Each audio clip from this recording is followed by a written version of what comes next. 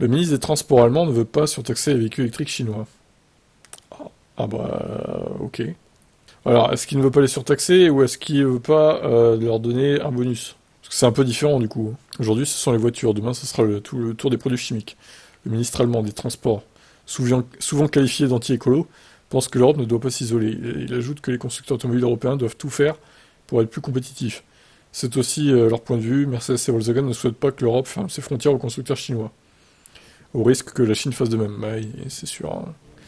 Ursula von der Leyen estime de son côté que si l'UE est ouverte à la concurrence, il ne faut pas qu'elle soit déloyale. La présidente de la Commission européenne assure que les prix des véhicules électriques chinois sont maintenus artificiellement bas par des subventions gouvernementales. En France, les industriels et les politiques sont plutôt alignés avec la Commission. Le gouvernement pense que les Chinois pourraient voler la vedette aux Européens. Les législateurs européens ont déclaré que le prix des modèles fabriqués en Chine était inférieur d'environ 20% par rapport aux modèles produits sur le vieux continent. Mais est-ce réellement lié aux subventions attribuées par Pékin? Pas que. D'après plusieurs analystes, les constructeurs chinois sont extrêmement compétitifs.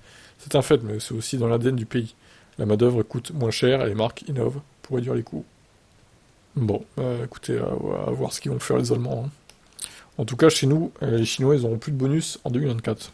Ça, c'est acté. Donc, leurs voitures, au final, qui sont moins chères que les nôtres, que nous, Européens, elles vont être au même prix, en fait, du coup. À peu de choses près. À moins qu'ils arrivent à baisser encore plus les prix. Et alors là, ça serait fort, hein. Alors là, franchement, s'ils arrivent à gommer la différence... bon, j'y crois pas trop, mais ils vont peut-être gommer une partie de la différence, mais pas tout, quand même. Je vous laisse commenter.